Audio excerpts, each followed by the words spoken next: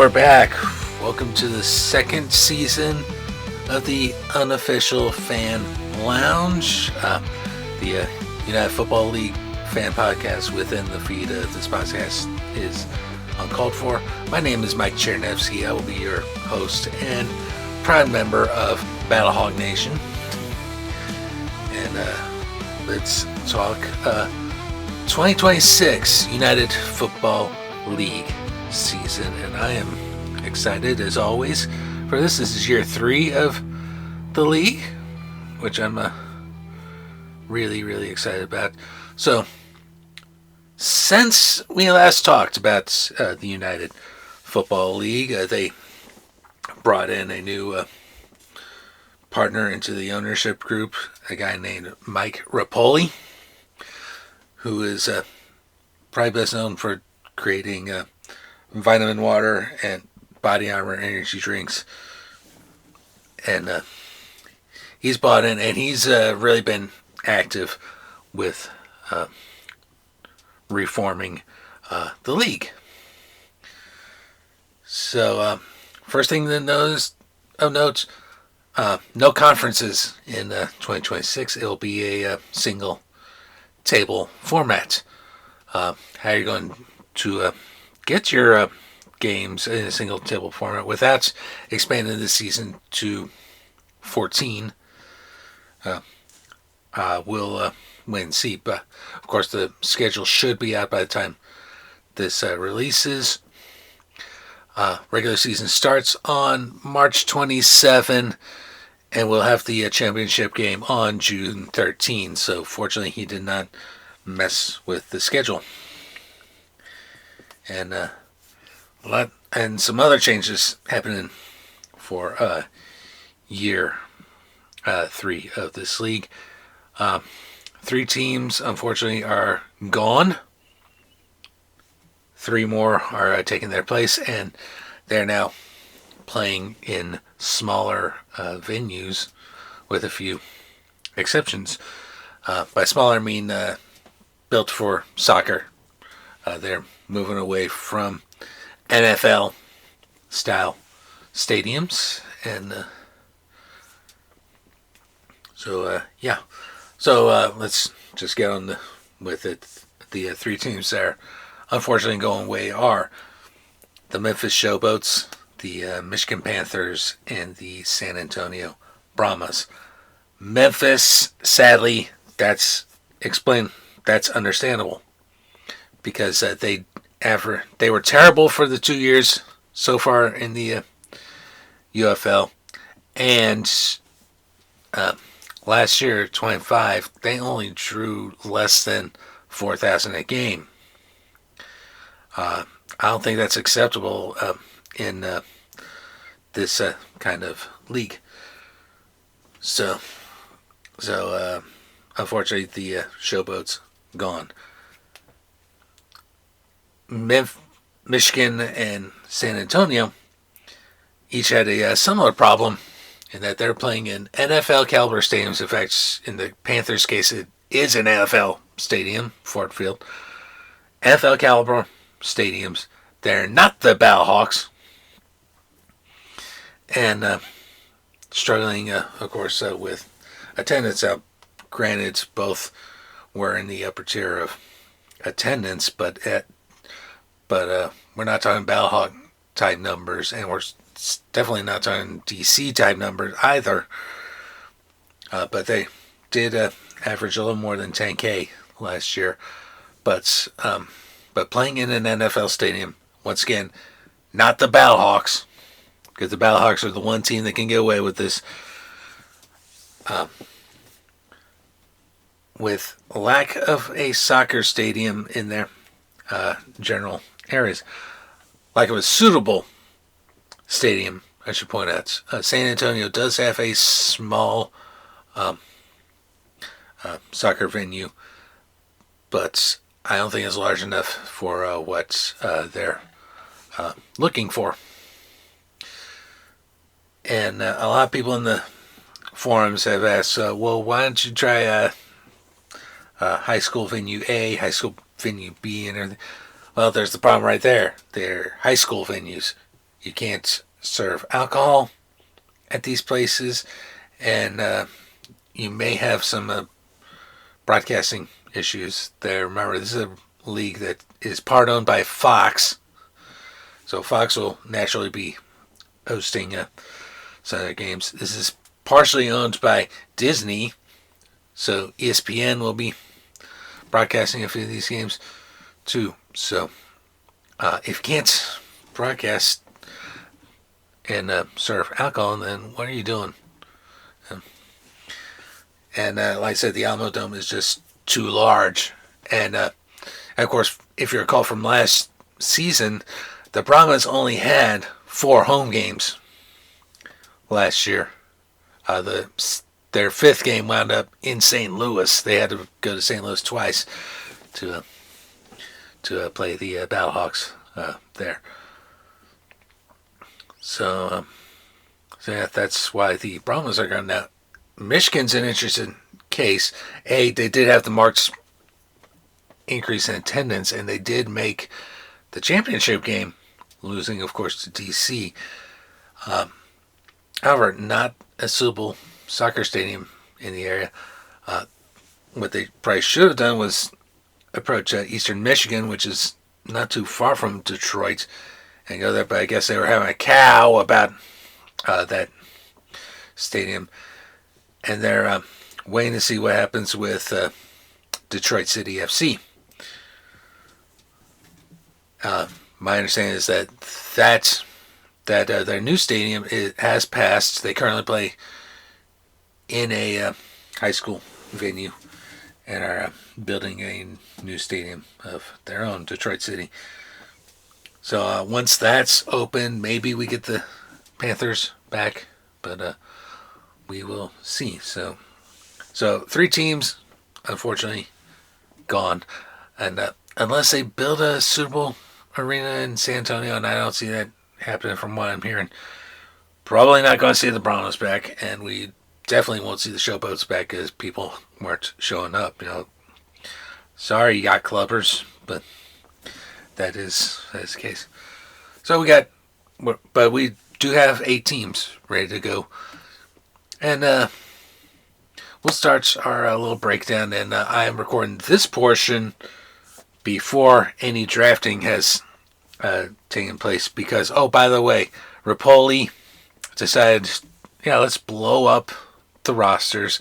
Let's focus more on regional college talent per metropolitan area, and 7 of the 8 coaches will be new. And in fact, half these coaches are brand new coaches.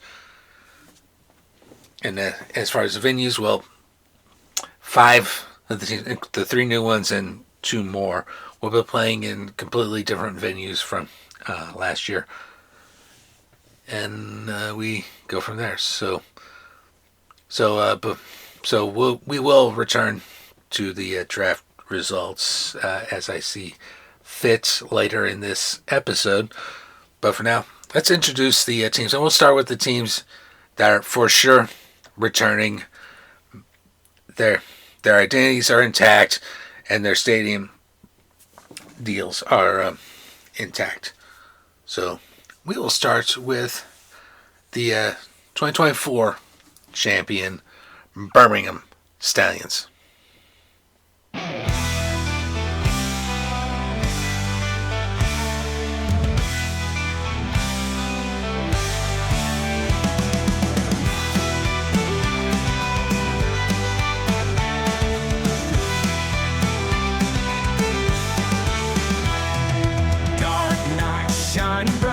Birmingham, we take flight. Stallions rise and feel our might. In the game we fight, fight, fight.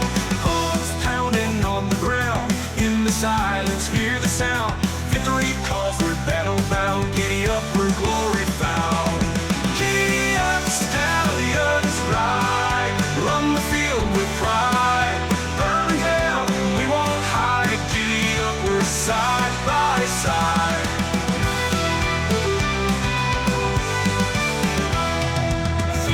Hearts and steady eye.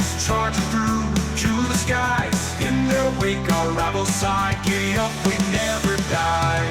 Hold the line, we're standing true. In the game, it's me and you. Giddy up, we break right through. Stallions red and gold, so true. Giddy up, stallions ride.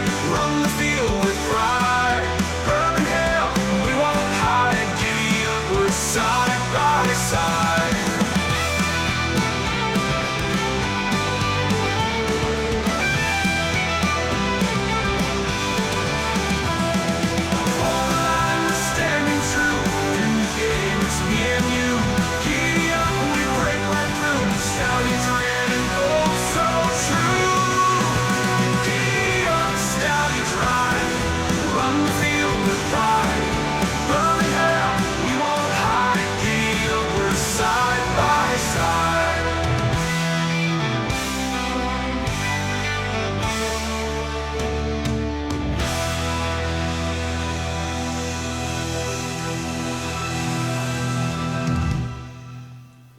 Okay, so team number one of the three legacy teams, and these legacy teams, obviously, I think are the teams that have the best fan bases in the entire United Football League.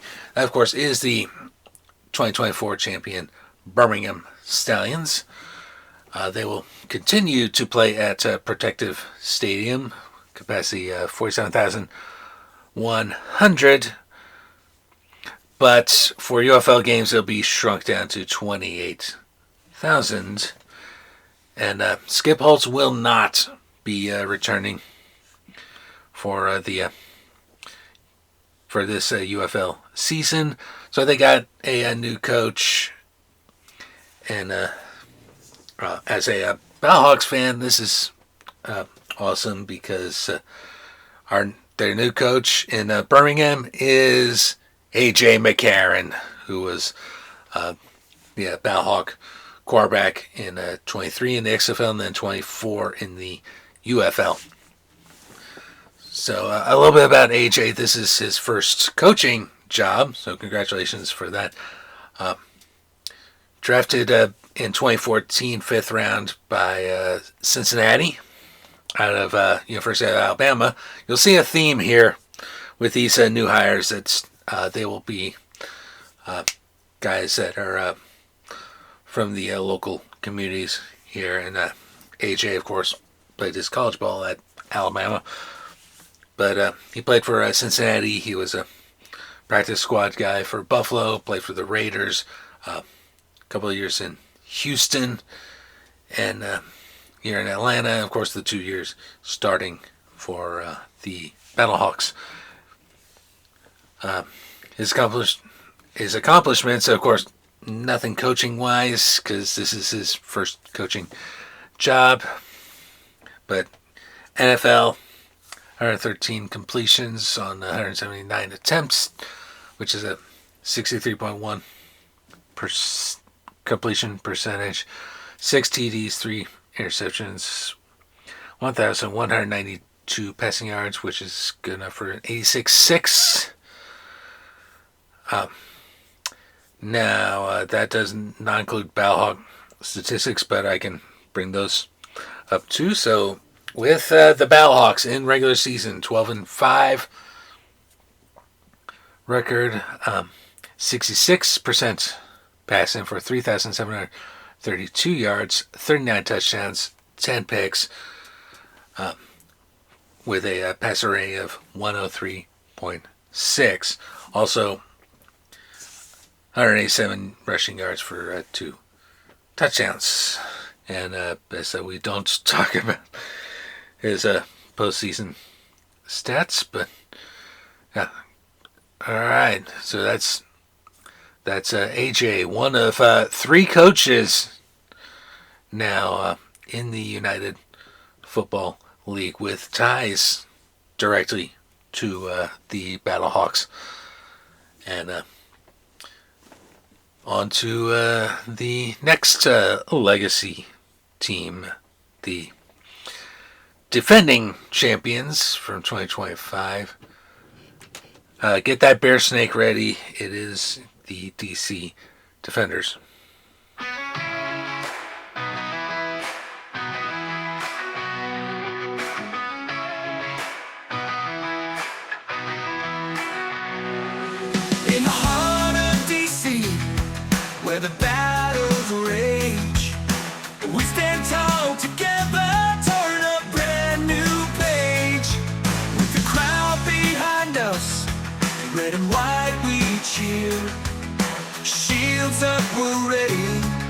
this is our year.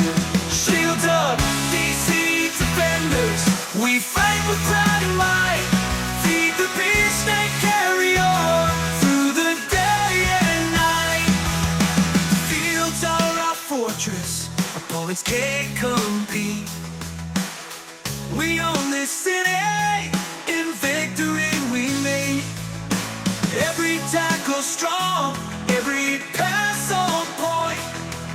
Defenders rise together and go through this joy.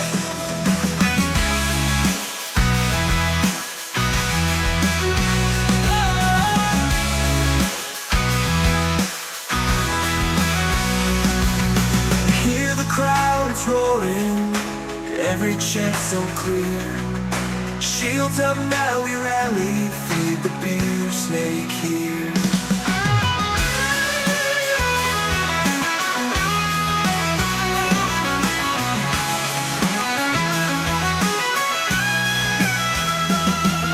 The crowd behind us, in red and white we cheer. Shields up, we're ready, this is our year. Shields up, DC defenders. We fight with pride and might. Feed the beast and carry on through the day and night. With the crowd behind us, in red and white we cheer. Shields up, we're ready. This is our year. Oh, oh, oh, oh, oh, oh, oh, oh, oh.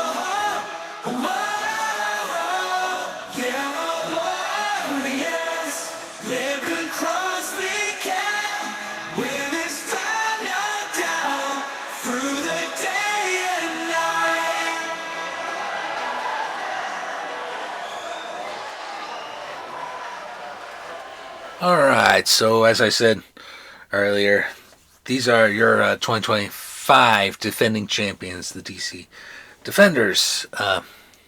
They will continue to play at Audi Field in beautiful Washington, D.C., the soccer stadium, which holds about 20,000 and did serve as the prototype for what we should look forward to with the league this year. So continue to see those beer snakes, folks. That by the way is a cool tradition in the league, and I hope they keep that up.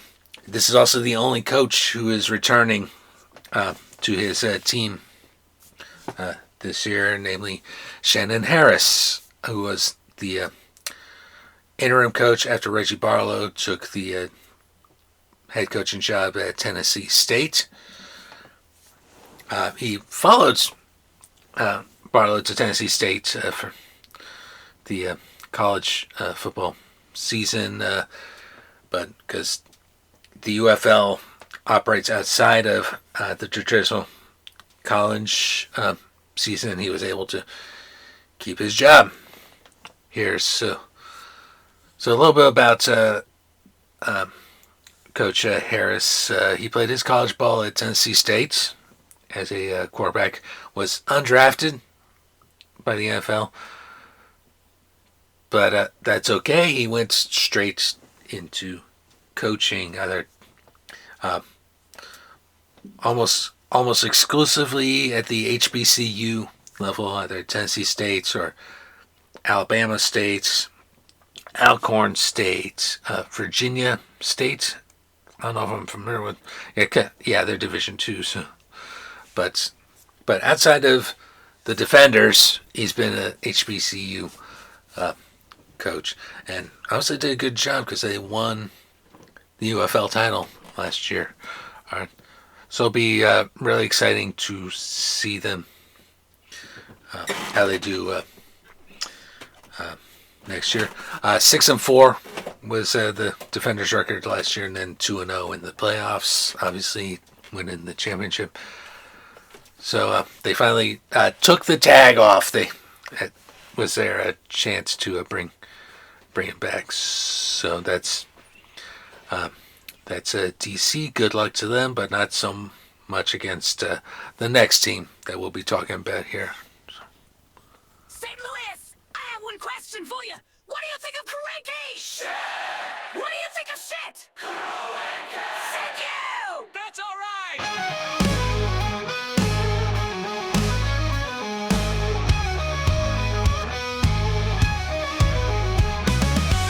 Battlehawks take the field, pride we defend. Cacao is the law, we fight till the end.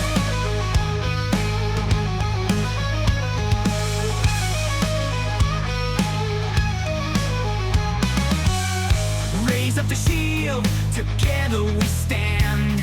Karanke out, we shout, this is our land.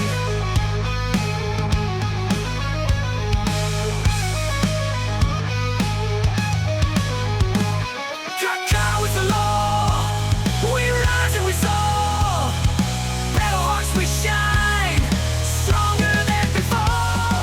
In the dome we roar, blue and gray we flaunt. No one tears us down, stadium our haunt.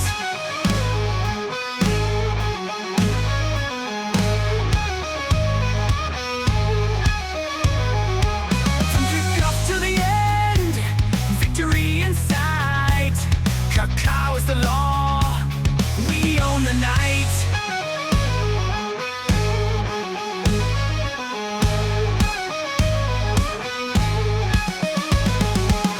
Cacao is the law, we rise and we soar.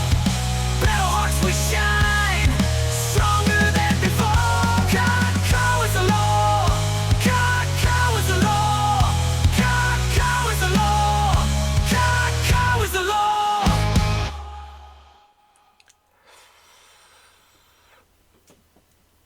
Yes, that's right. Cacao is the law. And fuck Cronky. So, yeah, our next team is my St. Louis Battlehawks. The only team that's demonstrated their ability to effectively sell an NFL stadium. In their case, of course, the Dome at America Center. Which is now, yeah, it's up there. Age-wise now, it goes to 30 years old now.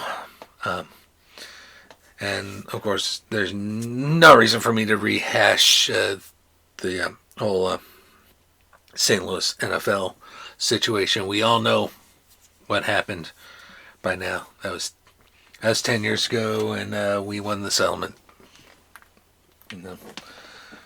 Which demonstrates just how badly the NFL wanted this under wraps. So the Dome will be capped. The Dome itself seats 67,277, but for UFL games it will be capped at 39,000 for 26. And you would think that Anthony Becht would be back, but unfortunately that is not the case. Becht still does have a job within the UFL, but is no longer in St. Louis. We will get to him in just a little bit. So we do have a new coach, and as I said earlier, they are focusing on bringing in guys with ties to the local area, and our guy for the 26th season is Ricky Prohl. Ricky, of course, was part of the Greatest Show on Turf Rams. In fact, it was his catch in the NFC Championship game against Tampa Bay in the '99 season that got St. Louis to that Super Bowl against Tennessee. And this is Ricky Prohl's first job as a head coach. He's had assistant coaching experience before, but a little bit about Ricky as a player and then as a coach. Wide receiver, of course, drafted in 1990 from Wake Forest in the third round by Arizona, actually. So he was an Arizona Cardinal. He also played for Seattle Chicago, St. Louis, of course, Carolina, and the Colts. And he won Super Bowls, of course, as a St. Louis Ram, part of the Grand Show on Turf. But he also won a Super Bowl with the Colts. Super Bowl, I think it's 41 XLI, which would have been Colts over Chicago. As coach, he's been assistant coach he was assistant coach for the Carolina Panthers, and 2 years ago in the XFL, he was the wide receivers coach for the Battlehawks, and one of the wide receivers on the Battlehawks that particular year was his son, Austin. When that's the kid returns, we shall see. 669 career catches, 8,878 yards, 54 touchdowns for Ricky Proehl. We're seeing a lot of great show on turf guys in the Hall of Fame. I don't think Ricky's ever going to be one of them. Kurt Warner certainly is in the Hall. He's with the NFL Network now, I guess, coaching at the high school level in Arizona. Marshall Faulk just picked up the head coaching job at Southern University after a year with Coach Prime at Colorado. Isaac Bruce, I don't think he's ever coached. Or I think I'd love to see him coach. And so, same with Torrey Holtz. In fact, let's get Torrey into Canton this year, please. Please, let's make that happen. And the last notable receiver on that team was Azakim, who was also the receivers coach for the Battlehawks in 2020, the year that we only played half the year because of the whole COVID pandemic thing. But it'll be exciting to see Proehl coach the Battlehawks. And no disrespect at all to Anthony Becht. I think he did a fantastic job with the Battlehawks the last 3 years, 22-8. You know, easily one of the better records in the league. Just couldn't get it done in the playoffs, unfortunately. So hopefully we'll be reversing that trend. Hopefully we'll walk away with our first title in 26, but we shall see. So that is my St. Louis Battlehawks. Caca is law. Now, we have two teams that stuck in their respective cities, but have some minor changes to them. We'll get to the first of those.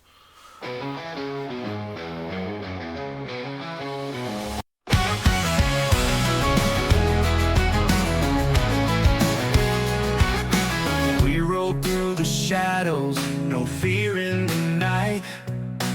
We fight with the spirit, renegades in the light.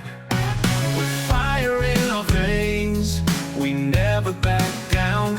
On that old Dallas stage, we're claiming the crown. Full throttle, let's go! Raise up for the win! We're the renegades, we'll do it again. With every heartbeat, we push to the line. Our powers unraveled, our fates intertwined. Stand up, feel the roar, let our pride be known. Together as one, this fight is our own. Full throttle, let's go! Race out for the win. We're the renegades, we'll do it again.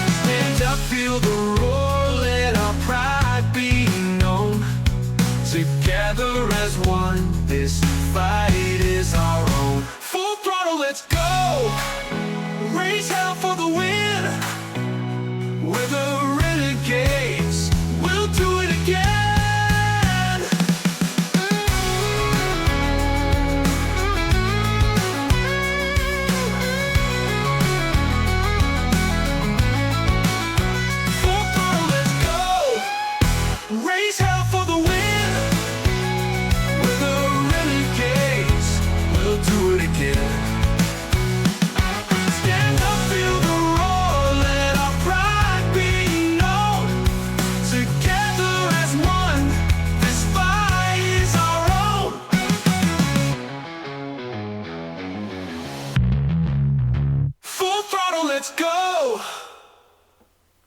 Okay, so we're on the first of the two teams that are staying put, but have rebrandings going on, and this is the team formerly known as the Arlington Renegades.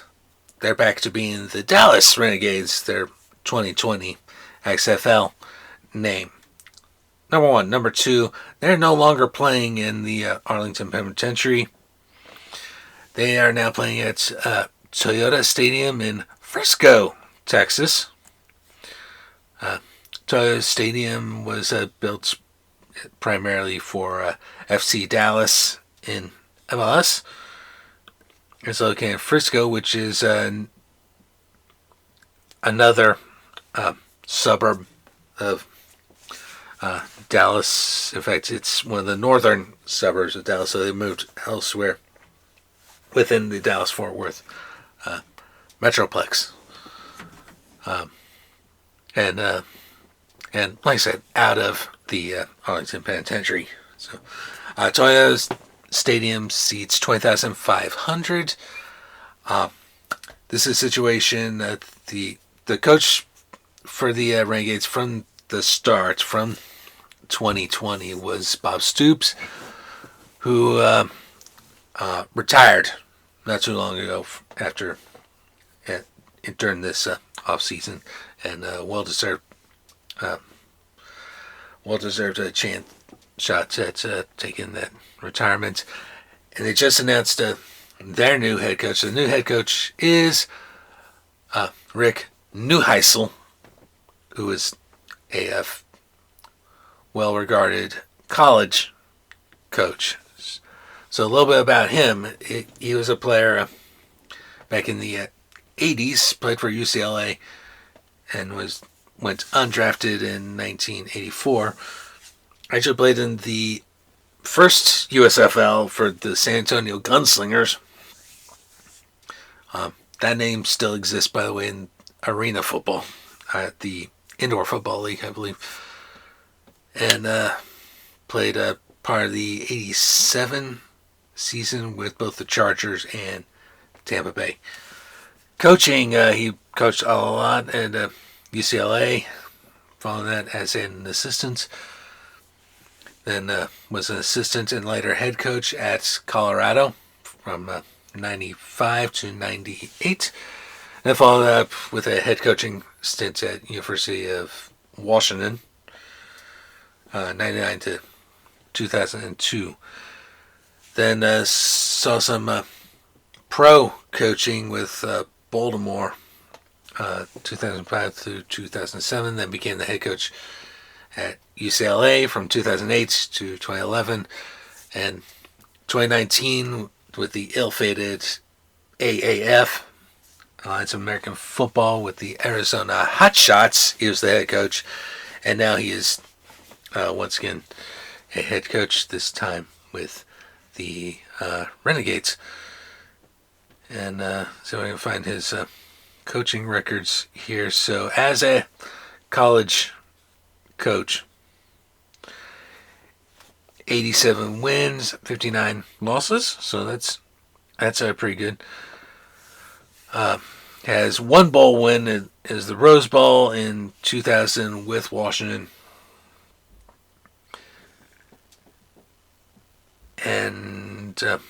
And with the AAF, it was 5-3. So fairly decent coach, certainly at the college level. So it'll be interesting to see how he matches in the pros, albeit in a lower division from the NFL. And quite appropriate that they're following a college coach in Stoops with yet another college coach. So we'll see how the Renegades do this year. So on to the next team.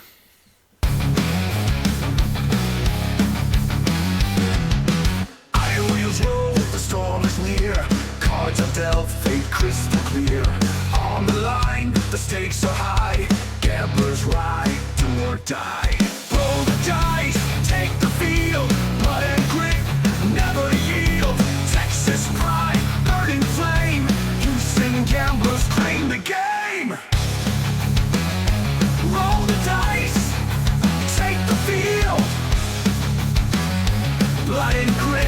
never yield. Texas pride, burning flame. Houston gamblers claim the game.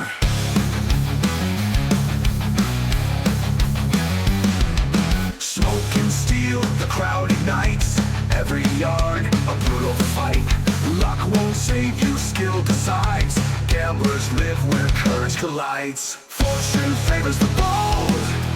Victory's grip to hold. Roll the dice, take the field. Blood and grit, never yield. Texas pride, burning flame. Houston gamblers claim the game. Breaker flies, the war drum pounds. Victory echoes, glory resounds. Cards on the table, hearts on fire. Gamblers ride, do or die. Higher, higher.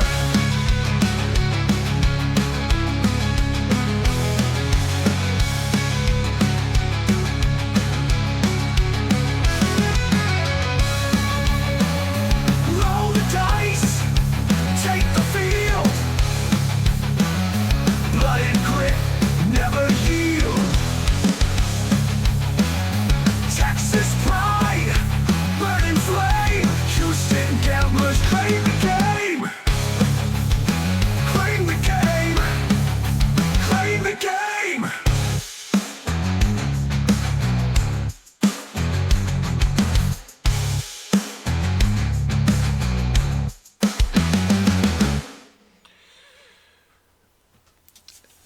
And yes, this is the second team we have a minor change for. So for context, of course, when the two leagues merged, USFL, XFL, they merged to form the UFL. Both leagues had a Houston team. So effectively the two Houston teams merged, and the last couple of years they operated under the XFL name Roughnecks, which, by the way, I know people are going to hate that I'm saying this. I liked their helmets with the Texas flag motif going on. One half being the blue, having the team logo on that side, and the other half the white and red stripe and the jersey number on that side. I thought that was cool. Unfortunately, they decided to adopt the USFL name this year, the Gamblers. So, fortunately, they came up with a newer logo this time around, and greatly appreciate it because I wasn't a fan of the other logo. Also, Roughneck, that's a reference to the oil industry, which is big in Texas, whereas gambling, is gambling even legal in Texas? I'm just genuinely asking. Okay. So, mercifully, CJ Johnson out as coach. He was fired and immediately took a job under Marshall Falk at Southern. So, they will not be playing at College Stadium this year. They played a couple of seasons, of course, at University of Houston. They played the first UFL season at Rice University. But this year they're going to be playing at Shell Energy Stadium, which seats 20,656, and this is the Houston Dynamo MLS Stadium. Ridiculously close to downtown, if not just outside their downtown loop, within walking distance of the convention center, the Toyota Center, where the Rockets play, and I don't know what the current name is, but Minute Maid Park, where the Astros play, is within walking distance too. So their new head coach announced today when I'm recording this on New Year's Eve. Kevin Sumlin is the new coach. Apparently he was the coach of the Gamblers the first USFL season back. And there's another guy who's primarily known as a college coach. So played his college ball at Purdue, went undrafted as a linebacker, and his coaching experience, he was an assistant coach at Washington State, Wyoming, Minnesota, Purdue, A&M, Texas A&M, in case that's not clear, and Oklahoma before becoming the head coach at the University of Houston, 2008 to 2011. Following up with Texas A&M, 2012 to 2017 as their head coach, and then Arizona, University of Arizona, 2018 to 2020 as their head coach. 22 was the coach of this very team, and the last couple of years at University of Maryland as an assistant coach, and before reclaiming this job. So welcome back to welcome back to the Gamblers, Coach Sumlin. 95-63 is his record as a college coach. That includes a few bowl game wins, and 3-7 coaching these Gamblers. So it'll be fun to see how this goes. And welcome back to Coach Sumlin, and that is the Houston Gamblers.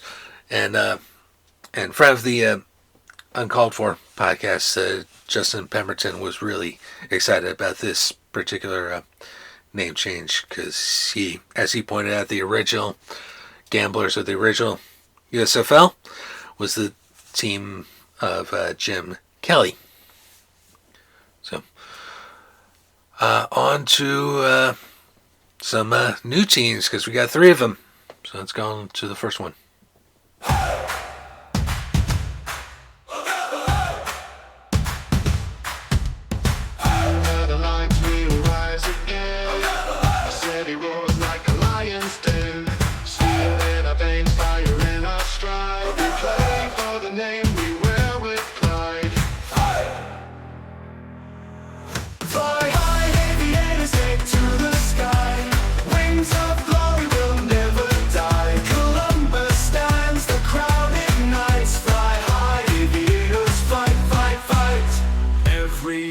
Is a battle we claim. Through sweat and grit we carve our name. From the kickoff till the final call, we'll run, we'll tackle, we'll give it our all. The wind is ours, the field is ours, we're aiming for the stars. Fly high, aviators, take to the sky. Wings of glory will never die. Columbus stands, the crown ignites. Fly high, aviators, fight, fight, fight. The wind is ours, the field is ours, we're aiming for the stars. Fly high.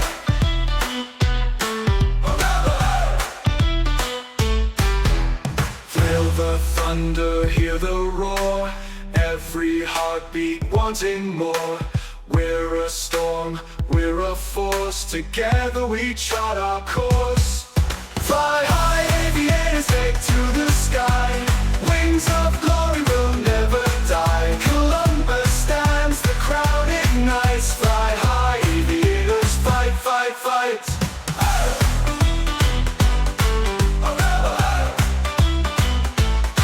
Fly high.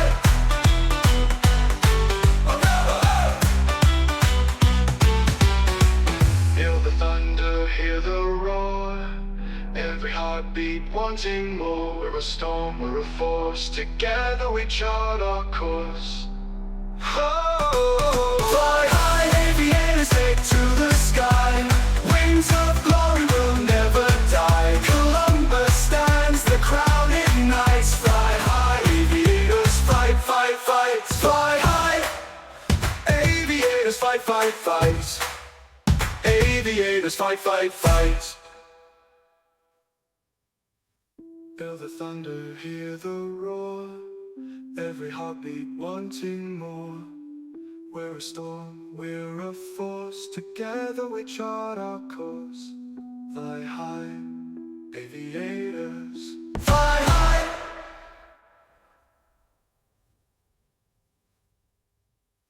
Fly high, aviators take to the sky. Wings of glory will never die. Columbus stands, the crowd ignites. Fly high, aviators fight, fight, fight. And now we get to the first of the three new teams in the league. So none of these teams. Well, there's one that has a legacy with both the original USFL and the XFL, but still adopts either name. This is not one of them. This is the Columbus Aviators, Columbus, Ohio. They would be playing at historic Crew Stadium, which was originally built for Columbus Crew in MLS. Holds 19,968. So definitely a smaller venue than what we're used to.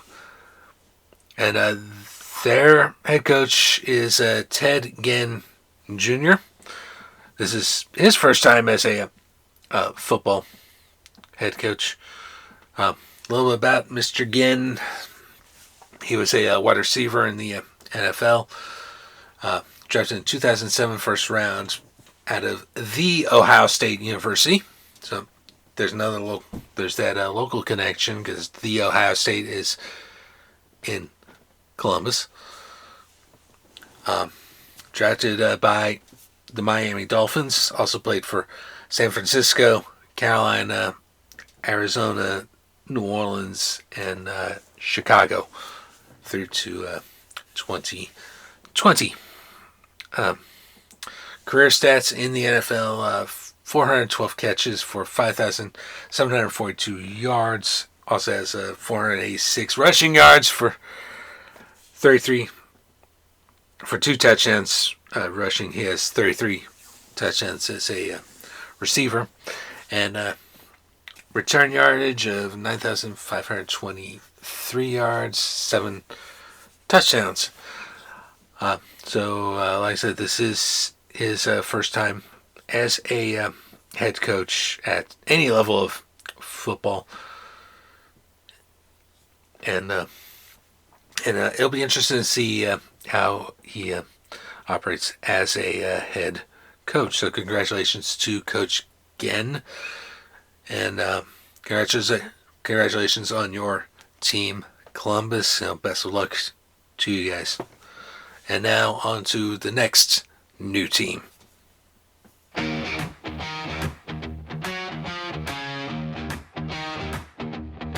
We wear the crown, we rule the night. Under the lights, we're burning bright. The city roars, it's in our veins. Louisville Kings, we're breaking chains. Feel the ground, it shakes, it pounds. Our kingdom rises with the sound. Kings of the field, we never fall. Heads held high, we've got it all. Louisville Kings, hear the call. One team, one dream, we stand tall. One dream, we stand tall. The turf's alive, it's where we fight. Every yard is ours tonight. We bleed the green, we wear the white. Our story's fierce, our legend's bright. Feel the fire, it's in our name. Louisville Kings ignite the flame. Kings of the field, we never fall. Heads held high, we've got it all. Louisville Kings, hear the call. One team, one dream, we stand tall.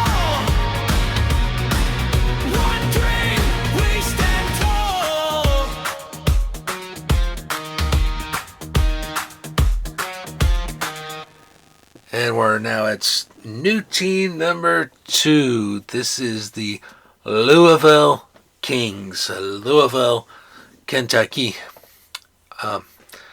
Their logo, if you haven't seen the logos, includes a horse head. What's Louisville known for is the Kentucky Derby. It's also known for being a college town. The University of Louisville is based there.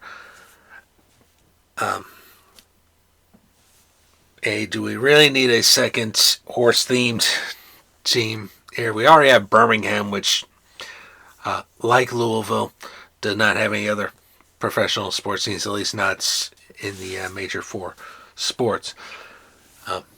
Louisville, they'll be playing at Lynn Family Stadium, which holds 11,700. This is another soccer-specific stadium. If you're a fan of Uncalled For, you know I am not a fan of the United Soccer League, USL, at all. To the point that I refer to it as a joke league that should have been killed over a decade ago. This stadium hosts a USL side. All right. Their head coach is Chris Redman. I believe this is his first head coaching job as well. He was drafted 2003rd round out of the University of Louisville by the Baltimore Ravens. And was in fact on the Super Bowl 35 Ravens team as a backup to Trent Dilfer, who himself went on to coaching, but played for Baltimore, was a practice squad person for New England and Tennessee, a little bit with the Austin Wranglers in the Arena League, and then wrapped up his career with the Atlanta Falcons, so he was a dirty bird. So, as a NFL player, 500 pass attempts. He was a quarterback, by the way. 500 pass attempts for 286 completions, which is a 57.2 completion rate. 21 touchdowns, 14 interceptions for 3,179 passing yards, and a 78.6 passer rating. But it says he has had coaching experience at the high school level in Texas as a QB coach before taking this job. So yeah, he's not entirely new to coaching, but this is his first head coaching job. And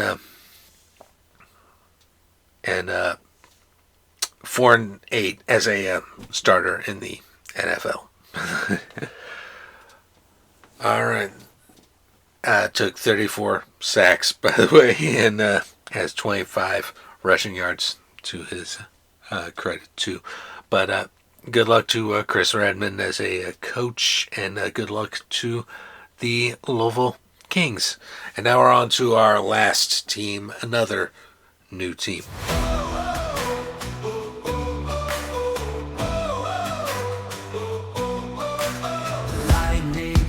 The sky tonight, feel the roar, it's burning bright.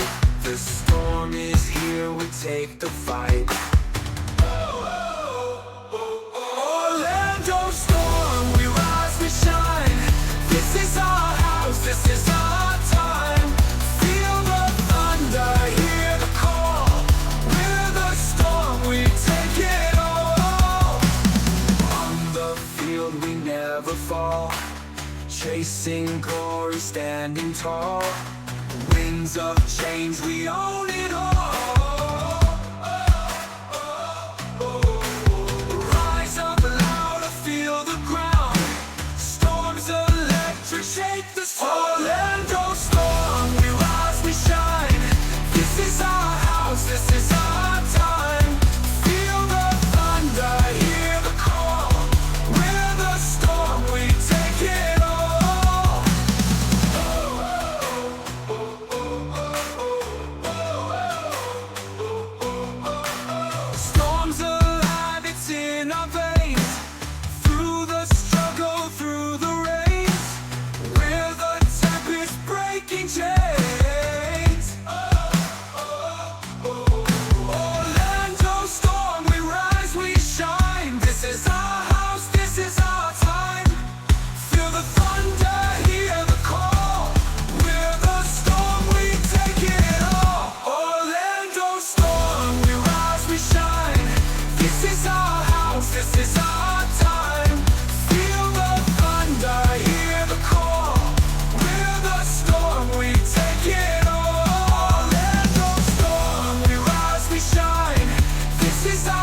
house, this is our time. Feel the thunder, hear the call. We're the storm, we take it all.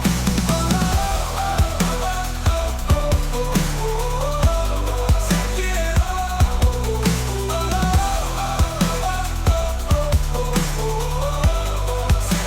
all. Under the plow that's in our veins, through the struggle, through the rains, we're the tempest breaking chains.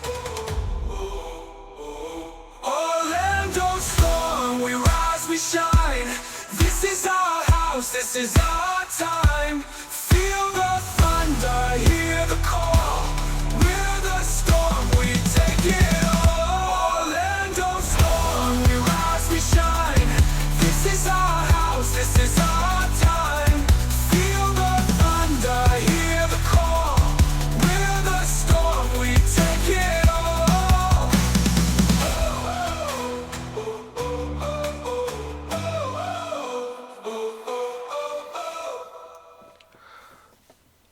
Okay then, so last team we need to talk about today with our episode here, and this is the Orlando Storm. They're the last of the new teams. Orlando will be playing at Inter & Co. Stadium, which is also the home to the team I think is the poster child of everything that's wrong with American soccer, Orlando City. That's a discussion for another time, of course. But this stadium holds where's the 85,500, and I mentioned earlier that Anthony Becht would not be back as the head coach of the Battlehawks. That's because he's been transferred to this team, and remember that the league owns all the teams. So he comes in at 22-8 as a head coach with the Battlehawks. 22-10 if you include postseason. But of course, before that, he was a player in the NFL. First round pick in 2000 out of West Virginia as a tight end. His career included he was drafted by the Jets, and included stops in Tampa Bay, St. Louis, Arizona, and KC. 188 catches for 1,537 yards and 21 touchdowns as a player. But as a coach, obviously a great regular season coach, just couldn't get it done in the playoffs. And of course got screwed out of the playoffs the one year in the XFL. But definitely a good motivational guy. We always saw him do motivational videos, trying to get the fans excited about coming out to games, everything. So I hope he continues that with Orlando, and I wish him nothing but success with Orlando. Obviously not against the Battlehawks. So that is pretty cool. You have Birmingham, Orlando, and St. Louis, all with coaches now with ties to the Battlehawks, and a couple even to St. Louis back in the NFL days when we weren't screwed out of a team. So that's going to do it for the team and coach previews. However, I said I'd just come back for us to talk about how the draft went, and it's a really interesting draft concept. This Rapoli guy decided let's blow up the rosters and see what happens. So we will be back in just a little bit to go over the draft results. Until then, just take it easy for a little bit. We'll be back in just a second.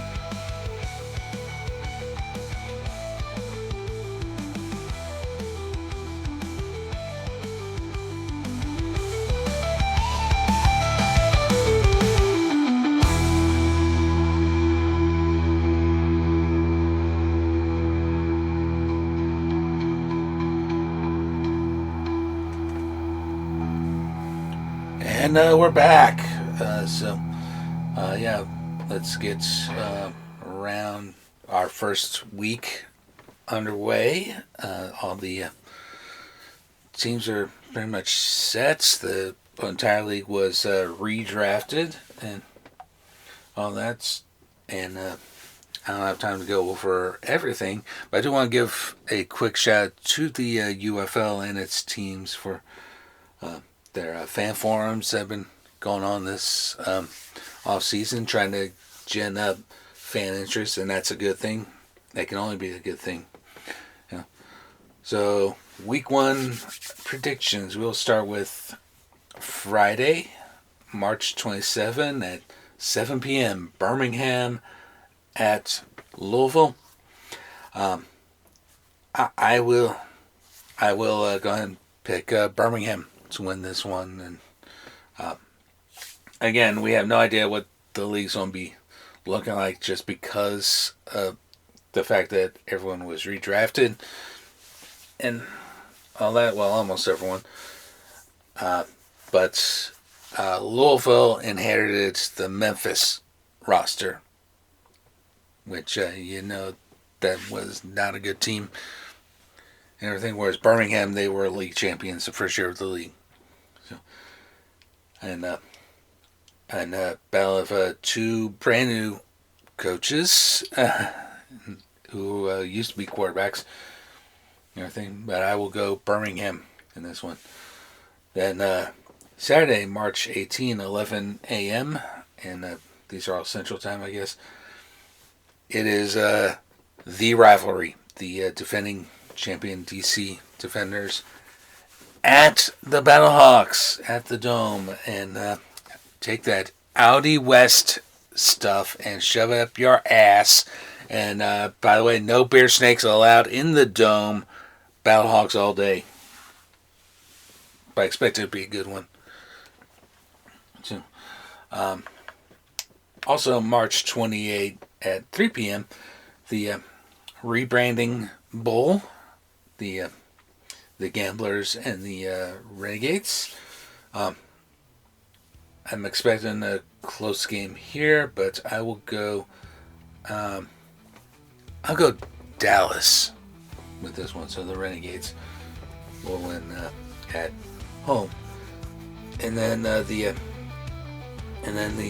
final game of week 1, March 29. That's Sunday. Columbus at Orlando. 2 new teams.